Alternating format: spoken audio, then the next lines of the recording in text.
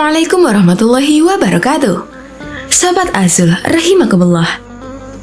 Abu Nawas mendengar baginda raja yang memiliki seorang menteri kepercayaan dan senantiasa mendampinginya. Menteri itu bernama Abu Jahal.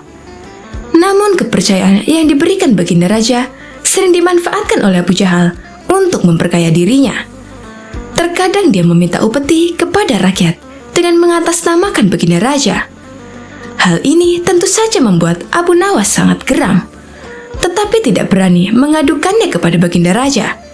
Sebab dengan kedudukan yang dimiliki, Abu Jahal bisa saja memutarbalikkan fakta dan menuduh Abu Nawaslah pelakunya.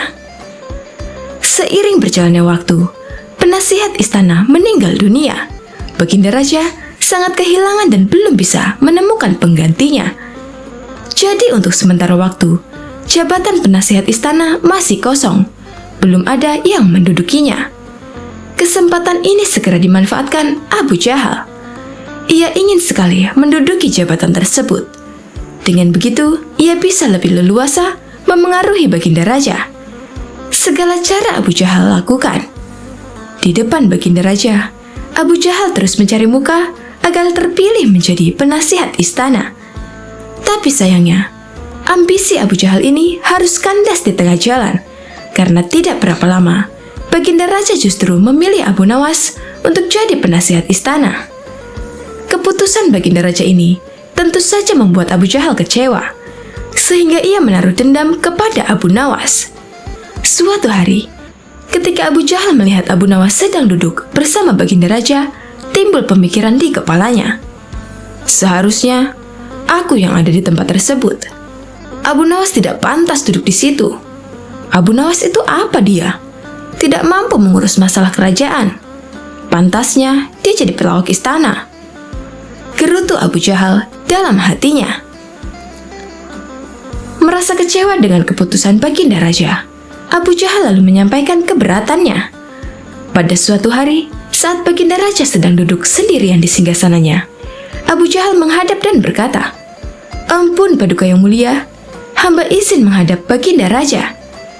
Baginda raja terkejut melihat Abu Jahal yang tiba-tiba menghadapnya. "Ada apa Abu Jahal? Apa yang ingin kau sampaikan?" tanya baginda raja.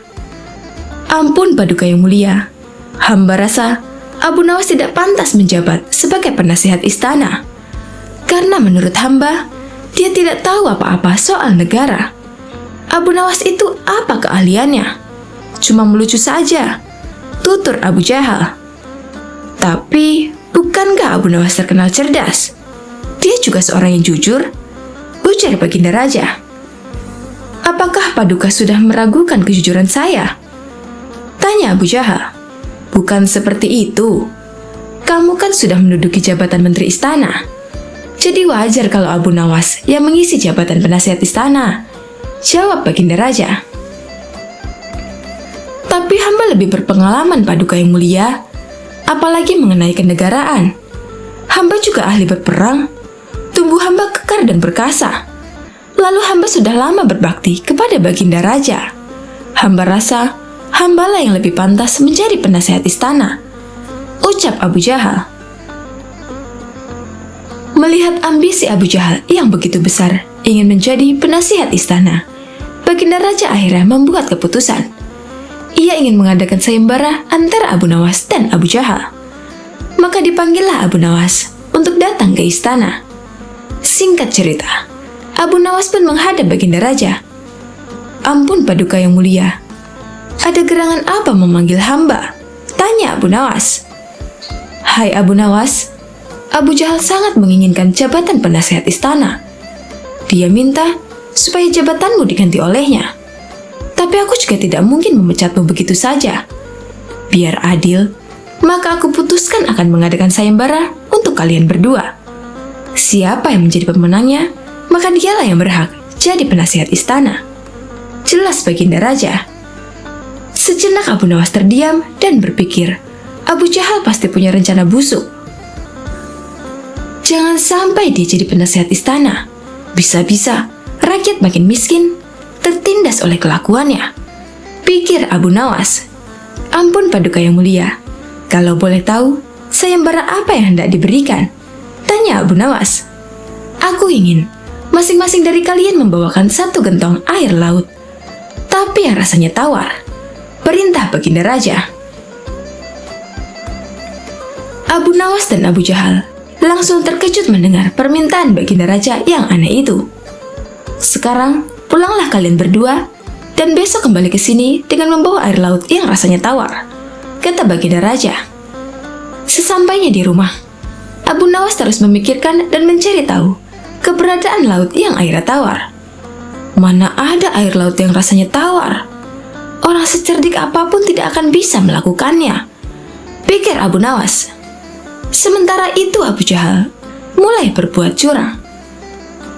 Ia memasukkan air sumur ke gentong untuk dibawanya ke istana. Baginda Raja pasti percaya, meskipun aku berkata bohong, karena aku tahu aku adalah menterinya yang paling dipercaya, kata Abu Jahal dalam hatinya. Keesokan harinya, Abu Nawas dan Abu Jahal datang ke istana dengan membawa gentong masing-masing. Bagaimana? Apa kalian sudah mendapatkan airnya? Tanya Baginda Raja. Sudah, Paduka yang mulia, jawab Abu Jahal dan Abu Nawas serempak. Kemudian Abu Jahal maju lebih dulu, menyerahkan gentongnya. Ini Paduka, air laut permintaan Paduka, ucap Abu Jahal. Baginda Raja lalu mencicipi air yang dibawa Abu Jahal. Bagus Abu Jahal, air ini rasanya tawar. Tapi benarkah ini berasal dari laut? Tanya Baginda Raja. Benar sekali Paduka, hamba sengaja mengambilnya dari laut yang tidak diketahui oleh banyak orang, jawab Abu Jahal penuh percaya diri. Sekarang tibalah giliran Abu Nawas menyerahkan gentong miliknya. Ketika Baginda Raja mencicipi air yang ada di gentong Abu Nawas, ia pun langsung berkata, "Hai Abu Nawas, kenapa rasanya masih asin dan getir? Yang aku minta, air laut yang rasanya tawar," ucap Baginda Raja. Ampun Paduka yang mulia, tapi memang begitulah rasa air laut, balas Abu Nawas. Baiklah, karena lomba ini dimenangkan Abu Jahal, tentu dia yang akan menjadi penasihat istana, tutur Baginda Raja. Mendengar itu, Abu Jahal sangat kegirangan, sudah tidak sabar ingin menduduki jabatan tersebut. Ternyata sangat mudah mengelabui Baginda Raja, pikir Abu Jahal. Tapi tiba-tiba Baginda Raja kembali berkata, "Hai Abu Jahal, di mana kamu menemukan laut yang airnya tawar? Antarkan aku ke sana sekarang. Aku ingin mandi di sana," titah Baginda Raja. Seketika wajah Abu Jahal menjadi pucat, tubuhnya lemas dan gemetaran. "Anu Paduka yang mulia, hamba kenapa? Kalau kamu tidak bisa membuktikannya, berarti kamu telah membohongiku," ucap Baginda Raja. "Ampun Paduka yang mulia, air yang hamba bawa memang bukan air laut, tapi air dari sumur," kata Abu Jahal ketakutan. "Kamu lancang Abu Jahal, kamu kira aku anak kecil yang mudah dikelabui? Karena kamu telah berani berbohong, maka sebagai hukumannya, kamu bukan hanya gagal jadi penasihat istana, tapi juga akan dipecat dari menteri. Kamu juga harus menjalani hukuman penjara," bentak Baginda Raja. Kemudian Baginda Raja memerintahkan beberapa pengawal untuk menangkap Abu Jahal dan memasukkannya ke penjara. Kini tinggallah Abu Nawas di hadapan Baginda Raja. "Hai Abu Nawas, bukankah kamu terkenal cerdik? Bisa saja kamu membohongiku, dan dengan kecerdikanmu itu, kamu tentu bisa menutupi kebohonganmu. Tapi kenapa kau tidak lakukan?" tanya Baginda Raja. "Ampun Paduka yang mulia, hamba memang cerdik, tapi hamba bukan pembohong. Secerdik apapun manusia, tidak akan ada yang bisa mengubah rasa air laut menjadi tawar," terang Abu Nawas. "Kamu benar Abu Nawas. Itulah orang yang saya cari untuk menduduki jabatan sebagai penasihat istana. Cerdik dan juga jujur," kata Baginda Raja tersenyum puas. Wallahu a'lam bishawab.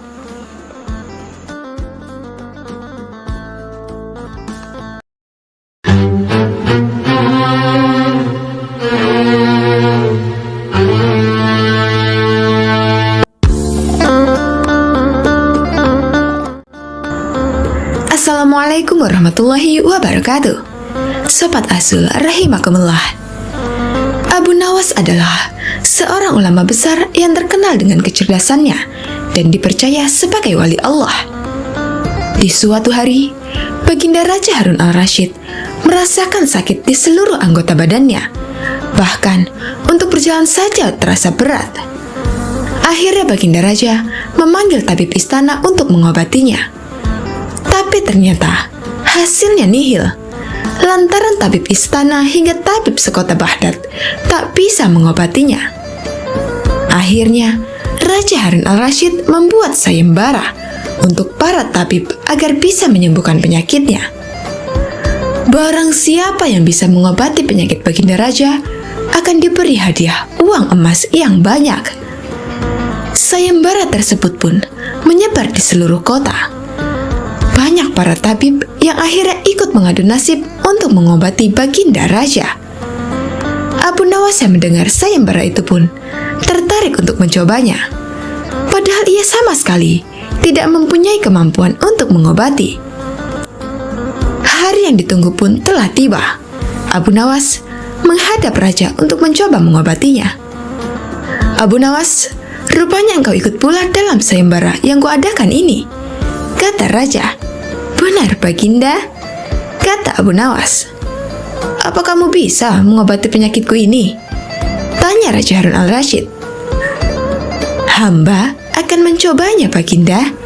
Hamba akan mencoba menerapkan cara-cara yang belum pernah dilakukan oleh tabib lainnya, jawab Abu Nawas meyakinkan.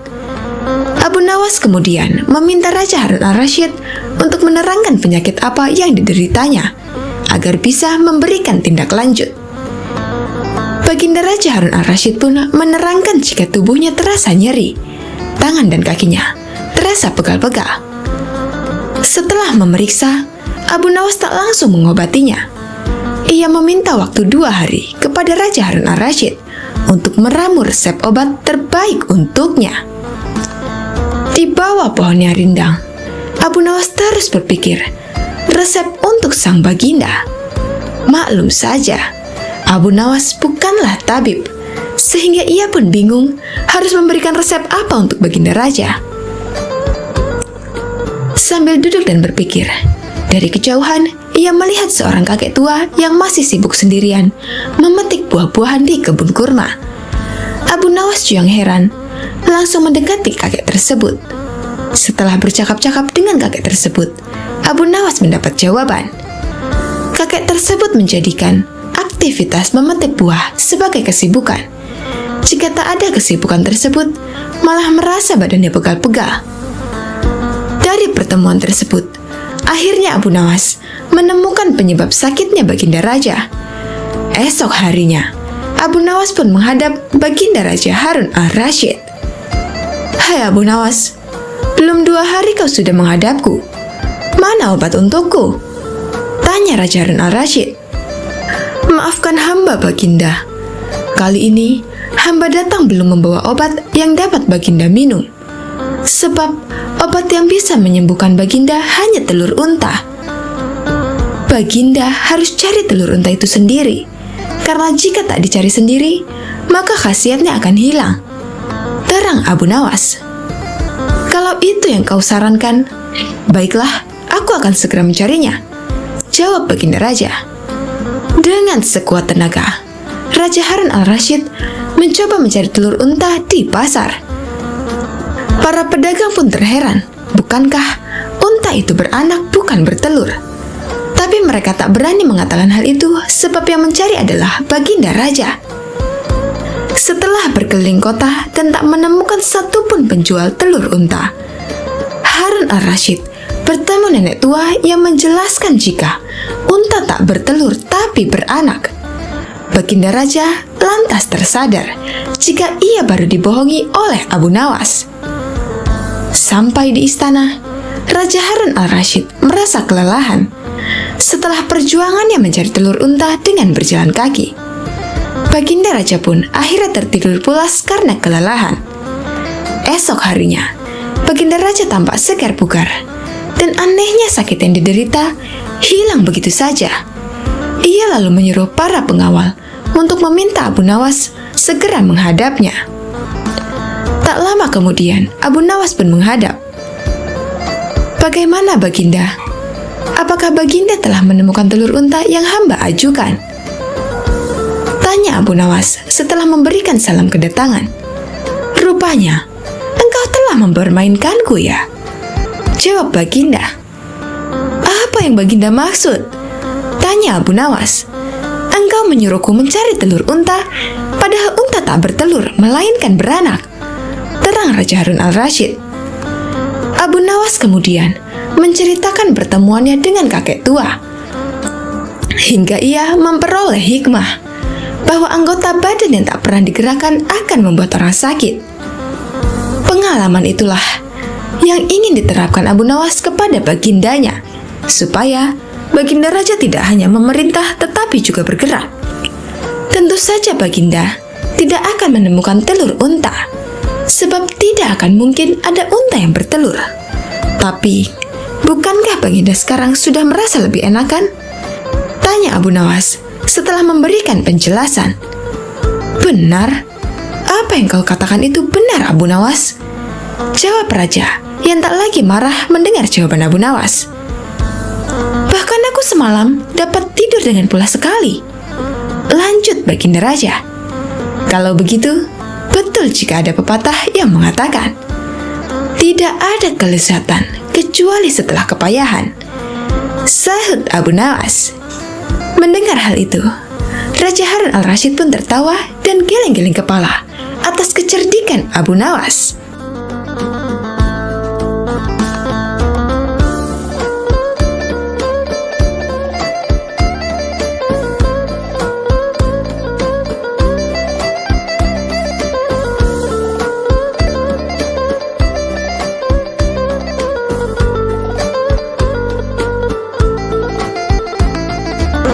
Sobat Azul rahimakumullah, ada berbagai macam cerita lucu dari Abu Nawas yang sering diceritakan ulang.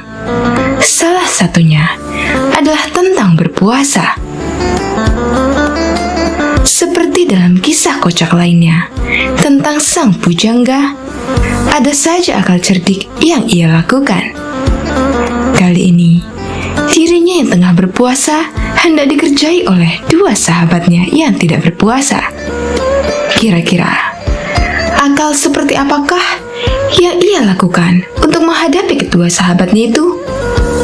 Daripada penasaran, langsung saja kita simak cerita lucu Abu Nawas tentang berpuasa. Al-Kisah. Pada suatu siang di bulan Ramadan, Abu Nawas dikunjungi oleh kedua sahabatnya. Layaknya umat Islam lain, ia juga berpuasa. Namun tidak begitu dengan kedua temannya. Kedua sahabatnya itu datang ke rumah sang pujangga dengan tujuan untuk bersekongkol mengerjainya. "Assalamualaikum," ucap kedua sahabat nyaris bersamaan. "Abu Nawas, mengapa kamu di rumah saja? Ayo kita ngabuburit." Tanpa berpikir apa-apa, Abu Nawas mengiyakan ajakan mereka untuk mengisi waktu sembari menunggu berbuka puasa. Namun, siapa sangka kedua temannya itu justru mengajaknya pergi ke sebuah tempat makan. Karena kebaikan hatinya, sang pujangga Arab itu tidak protes sama sekali. Ia ikut saja masuk ke dalam tempat makan tersebut. Meskipun begitu, karena tengah berpuasa, ia bertekad tidak akan ikut makan.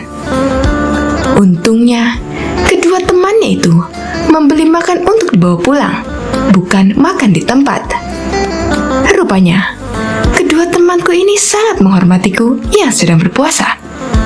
Meskipun tidak berpuasa, tapi mereka tidak makan langsung di tempat makan itu, melainkan membawa makanannya pulang, pikir Abu Nawas.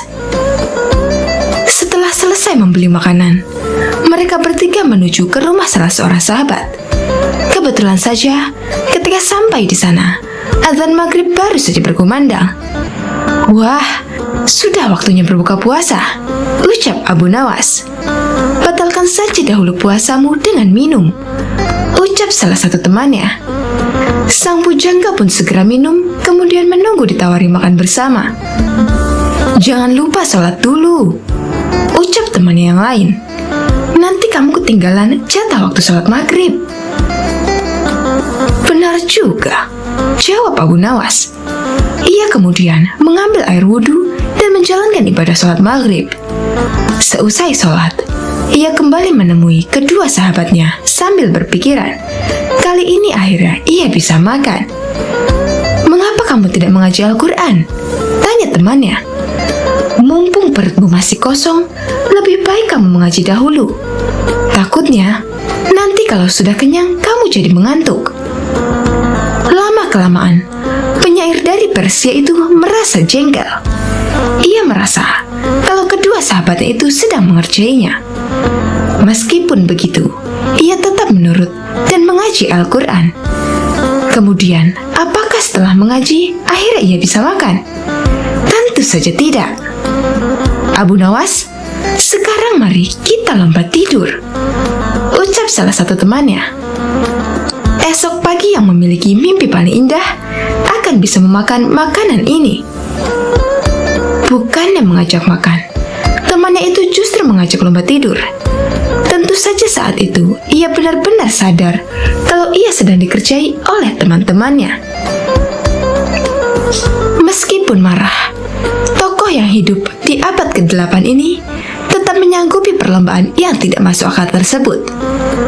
Ia dan kedua sahabatnya tidur malam itu juga.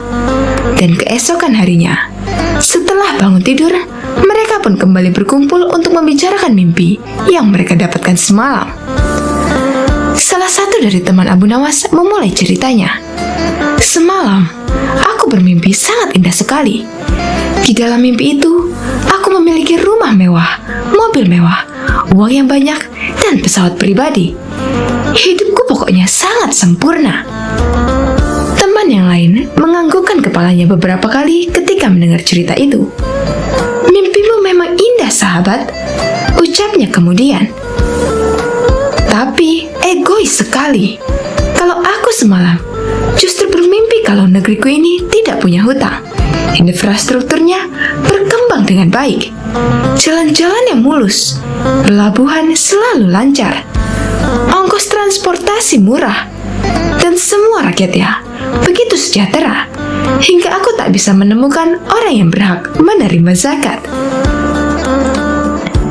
Mendengar cerita tentang mimpi tersebut, salah satu sahabat sampai terkagum-kagum.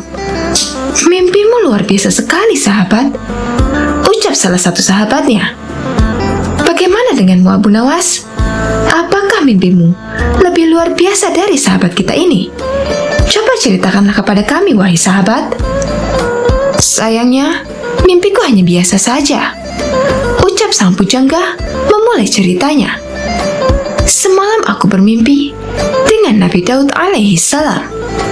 Kalian tentu tahu kan kalau Nabi Daud gemar berpuasa. Beliau seringkali berpuasa sehari, kemudian berbuka sehari setiap waktu. Kedua sahabat itu mengangguk-anggukkan kepalanya. Kemudian, semalam dalam mimpiku, Nabi Daud bertanya kepadaku, apakah engkau berpuasa, wahai Abu Nawas? Tentu saja aku langsung menjawab iya. Kemudian beliau kembali bertanya, sudahkah engkau berbuka puasa, wahai Abu Nawas? Dan aku hanya bisa menjawab belum. Kemudian Nabi Daud alaihissalam menyuruhku segera berbuka puasa. Saat itu juga, aku langsung bangun dari tidur dan mengambil makanan yang sudah kalian belikan kemarin sore. Kontan, kedua sahabat pun hanya bisa saling berpandangan. Salah satu dari mereka kemudian mengecek makanan yang mereka simpan di dalam lemari malam sebelumnya. Benar saja, semua makanan yang mereka simpan kemarin kini telah raib. Berarti semalam sang bujangga sungguh-sungguh memakan makanan itu. Kedua sahabat pun langsung menyesali perbuatan mereka kemarin. Siapa sangka, rupanya mereka tetap kalah cerdik dari akal temannya. Berniat mengerjai, justru akhirnya ganti dikerjai.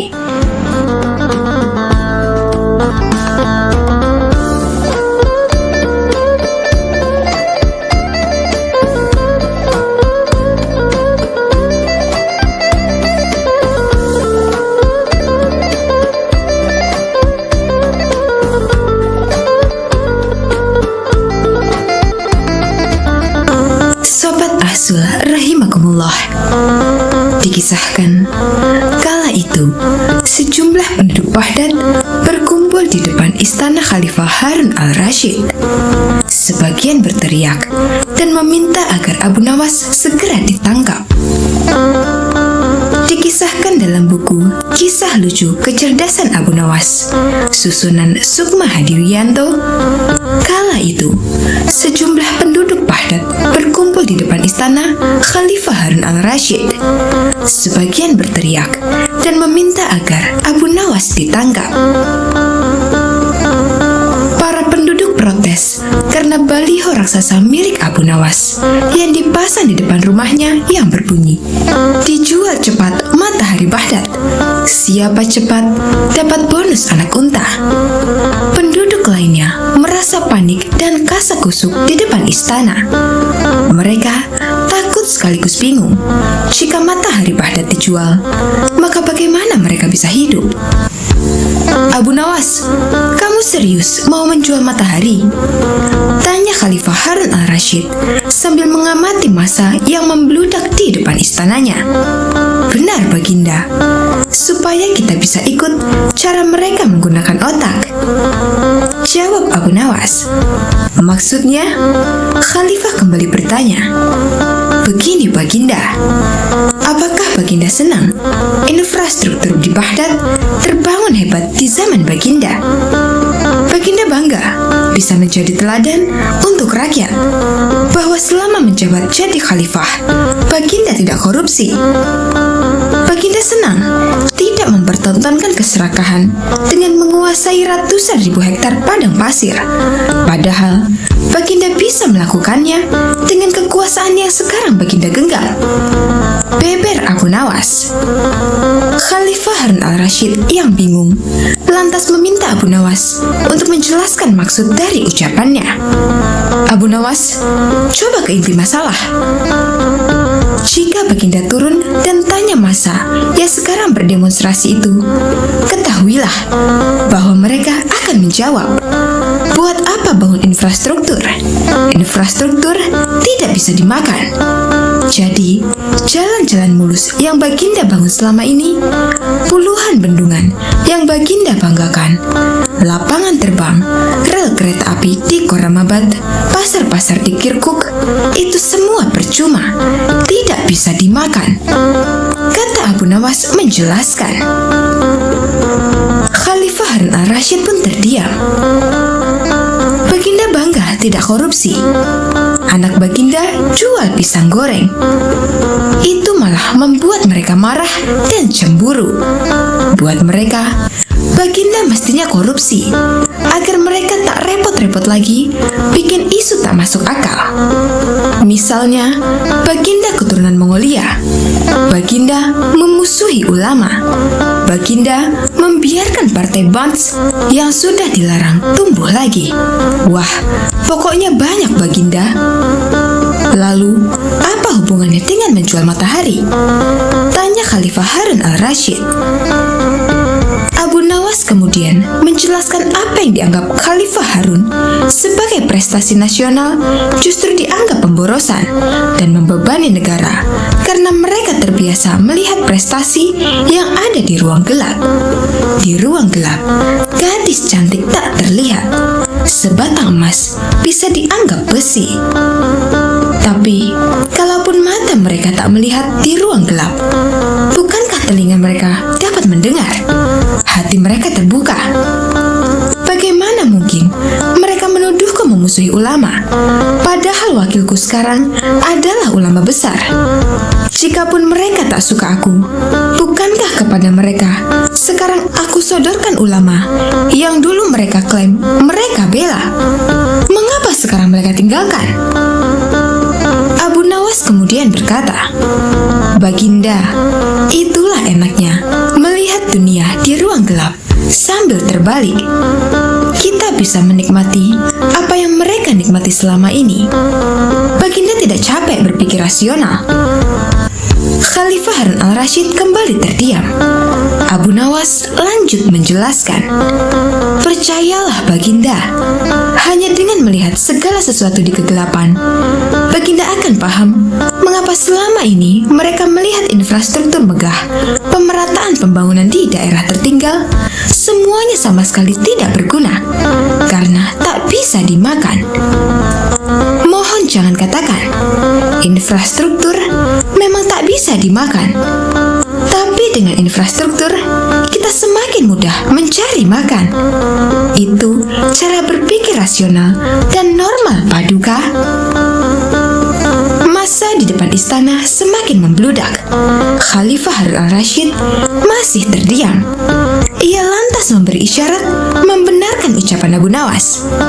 Jadi, boleh saya menjual matahari? Kisah ini menunjukkan bahwa Abu Nawas sebagai pribadi yang cerdas dan peduli. Mimpi tak akan nyata karena keajaiban.